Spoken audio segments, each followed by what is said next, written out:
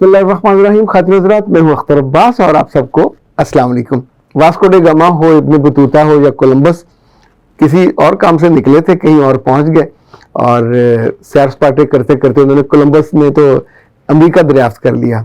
हुआ ये कि एक खातून ने अपने बारे में और अपने शौहर के बारे में शिकायत की कि जी हमारा रंग दोनों का सांवला है, बल्कि थोड़ा काला है, तो हम नहीं चाहते कि हमारे बच्चे वो हों इसी रंग के, इससे ज़रा बेहतर हो, तो क्या कुछ हो सकता है? अच्छा, मैंने बहुत साल पहले इस बारे में कुछ पढ़ा था। अब मैंने फिर ढूंढना शुरू किया और मुख्तलिफ दोस्त अहबाब से पूछना शुरू किया। चूँकि दुनिया में हर चीज़ पे इतनी रिसर्च हुई है कि चूँकि हम नहीं जानते होते, पर लोगों ने तो रिसर्च की है। आप सोचिए कि मैं एक पौधे के पानी तक पहुँचा कि पौधे के पत्तों से या उसकी शाखों से या उसके सीने से उस पानी को निकाला जाता है और वो खवातीन को पिलाया जाता है। तो उसके नतीजे में काली खवातीन के यहाँ जो बच्चे हैं वो गंदमी खवातीन के यहाँ बच्चे गोरे, और गोरी खवातीन के यहाँ चनवर्गे। ये चनवर्गे तो मैंने अपनी तरफ से उसमें शामिल किया। ज़ाहिर उनका उससे भी, ये गोरे वाले तो खाते नहीं है, ये हमें ही मर्ज है, हमें ही अपने रंग अच्छे नहीं लगते। तो इस पे अच्छा, ये बेसिकली नारियली कहलाती है इंडिया में और नेपाल में और बर्मा में और श्रीलंका में, तो चूंकि ये बहुत ज़्यादा होते तो, लेकिन वो खाते नहीं है। और वो उस पानी का जो जमा करने का तरीका मैंने देखा, इट वाज अमेजिंग। यानी एक एक शाख को आगे से वो काटते हैं, फिर उसको ऊपर से तराश के रस्सियों से बांध देते हैं, और उसके साथ एक छोटा सा, यूं समझे जैसे बड़ा बैलून होता है, तो उन्होंने वो बना के रखे हुए लोहे के, वो साथ बांध देते हैं। और कुछ ही देर के बाद लाइक आधा पाव पानी उस शाख में से उसमें आ जाता है। फिर वो उस पौधे में से जो उन्होंने 4-5 लगाए होते हैं, एक डोल भर लेते हैं, फिर डोल से ड्रम, फिर ड्रमों की लाइन, उन ड्रमों को वो रखते हैं चिमची पे और लेके जाते हैं जहाँ ये सारा जमा हो रहा होता है। फिर वहाँ एक मशीन, फिर दूसरी, फिर तीसरी, उसको पुन के फिर उसको गर्म होना शुरू होता है, और गर्म होते होते आखिर पे यानी इतनी मशीनों में से वो गुजरता है, तो फिर उसकी जो शेप है, जैसे गुड़ होता है या चाट होती है, जो गुड़ बनाने से पहले वाली कैफियत होती है, फिर उस कैफियत में फिर उसको प्लास्टिक में रख के किसी डिब्बे में, किसी सांचे में शेप डालते हैं, और नो इट बिकम्स नारियल शुगर। अच्छा, इसका जो ग्लाइसेमिक इंडेक्स है वो वही है जो आम शुगर का है, लेकिन ज़ाहिर है जो ओरिजिनल है, और ये सेहत के लिए बहुत शानदार होती है। जो शुगर वाले मरीज हैं उनके लिए नहीं है, आम लोगों के लिए, खवातीन के लिए, मर्दों के लिए। अच्छा, कुछ मुल्कों में जहाँ ये बनती है वहाँ तो ग्रोसरी स्टोर्स पे ये आम बिकती है, उसी को वो एक छानने में से करके ऐसे ऐसे करते, तो जैसे चीनी के होते हैं इसी तौर पे वो जर्रे नीचे गिरते हैं, फिर उसको वो बोतलों में बंद करके, उसकी शक्ल भी शुगर जैसी है, नारियल शुगर। अच्छा, उसमें नारियल का टेस्ट होता होगा थोड़ा सा, लेकिन जो मिठास है वो तो अजीबोगरीब है। जब फिर मैंने पढ़ा, ये दोबारा मैं कभी करके देखा नहीं है, कि जिन लोगों को शुगर हो या वैसे थोड़ा कॉन्शियस हो शुगर के बारे में, तो अपनी चाय में और कॉफ़ी में वो नारियल का तेल थोड़ा सा डालते हैं। आप थोड़ा डाल कर देख लें कितना मीठा करता है। सुना है मीठा करता है, मुझे ज़ाती इसका तजर्बा नहीं है। अच्छा, जिस चीज़ का तजर्बा है वो मैं आपको बताता हूँ। और अच्छा, उस खातून का मसला हल हो गया। उससे पहले कुछ खवातीन ने नारियल इस्तेमाल किया था, नारियल की गरी इस्तेमाल की थी, नारियल का जो गुदा होता है वो इस्तेमाल किया था। खवातीन के बहुत सारे मसाइल में ये, इवन लेकोरिया में ये बहुत यूज़फुल होता है। जो डिलीवरी से पहले का आपका प्रोसेस है उसमें जो बहुत यूज़फुल होता है। अल्लाह ने उसमें ऐसी शान और ऐसी जान रखी है कि आपके जिस्म की बहुत सारी ज़रूरतें इट्सल्फ नारियल पूरी करता है। लेकिन जो इस वक्त हम डिस्कस करने लगे हैं वो नारियल का तेल है। अच्छा, ये जो नारियल है, मेरे पास पैराशूट का होता था, पैराशूट एज ए ब्रांड, और सर्दियों में जम जाता था, लेकिन उसको थोड़ा सा जोर लगा के जब हथेली पे आता था तो ये भी अजीब एक मौजज़ाती मोमेंट होता था कि इंसानी जिस्म के साथ ही टच होते ही वो पिघल जाता है। यानी इसे पिघलाने के लिए सिर्फ इंसानी जिस्म का दर्जा हरारत चाहिए। अच्छा, लोगों को ये जिस्म की मालिश के लिए बहुत शानदार है, ये बच्चों के जिस्म की, बच्चों के थाइज की, उनसे जिनसी अज़ा की मालिश के लिए बहुत शानदार है। खवातीन और मर्द इसको जहाँ जहाँ अवेलेबल होता है سر کے بالوں پہ لگاتے ہیں سر کے بالوں کی شائننگ اور سر کے بالوں کی مضبوطی.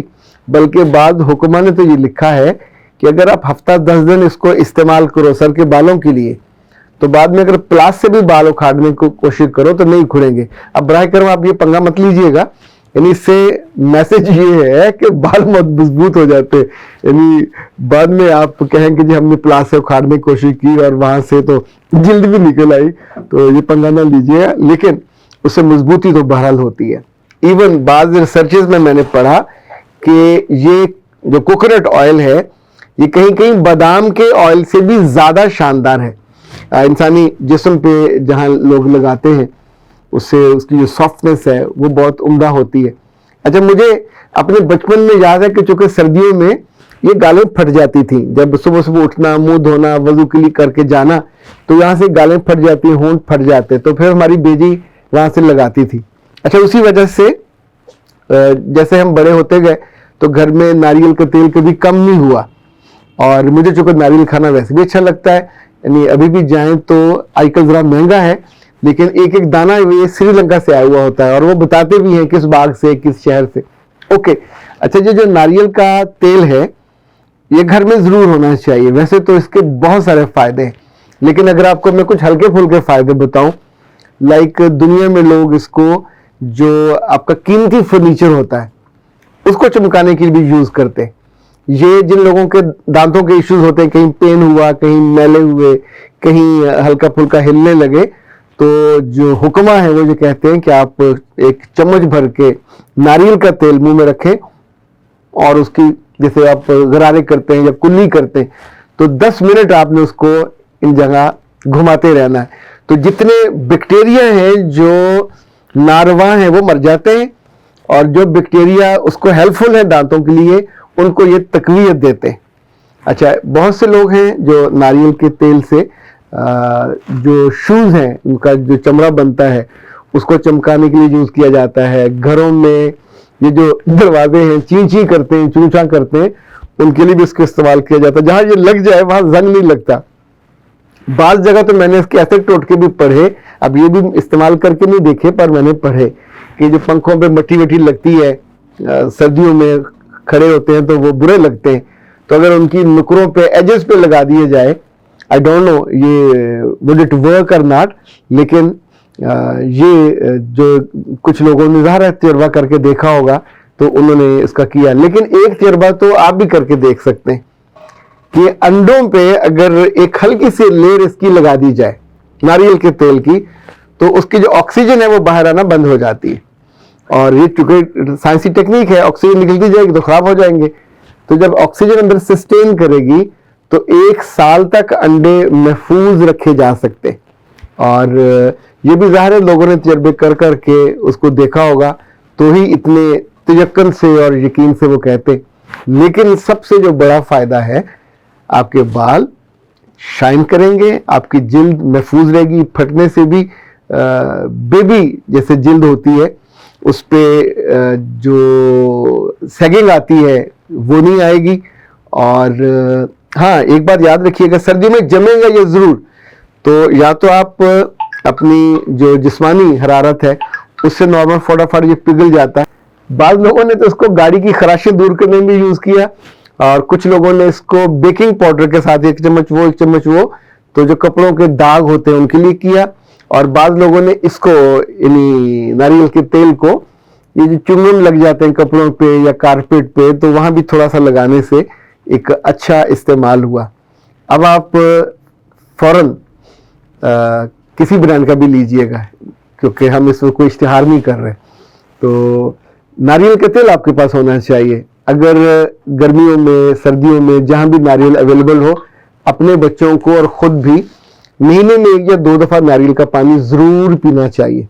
اگر کہیں سے ناریلی دستیاب ہو, ناریلی ہوتی ہے جو ناریل کے پیٹ میں سے یا اس کے سینے میں سے کاٹ کے پانی نکالا جاتا ہے, بہت اللہ نے وافر مقدار میں رکھا. آپ سوچیں نا, وہ میں نے جو منظر دیکھے ہیں, اگر اس کی شاخوں سے اتنا پانی نکل رہا ہے کہ وہ چھوٹی تقریباً 1 فٹ کی تھی وہ بھر گئی اور آدھی ڈرمی بھر گئی ایک پودے سے, تو ان سارے پودوں سے کتنا پانی نکلتا ہوگا.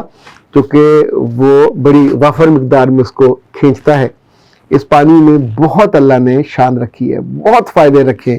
اسی طور پہ جو ناریل کی گری ہے, اور اس میں ہمارے ہاں تو چونکہ تازہ نہیں پہنچتا, ہم اس طرح نہیں سے پیتے. یہ صرف انہی علاقوں میں ہوتا ہے جہاں تازہ تازہ کٹ کٹ کے آتے جاتے ہیں. جیسے ہم کچے کنو ہمارے پاس آ جاتے ہیں, کچا فروٹر آ جاتا ہے, تو ہمارے پاس تو عام طور پہ وہ بالوں والا پکا ہی آتا ہے, جو کہ بہت دور سے آنا ہوتا ہے, مضبوط جلد والا. پر وہ بھی اپنے گھر میں مہینے میں ایک آدھ دفعہ ضرور لانا چاہیے. 300-400 کا ایشو نہیں ہے, آپ کی اور آپ کے بچوں کی صحت کے لیے بہت شاندار چیز ہے. اختر عباس کو دیجیے اجازت. السلام.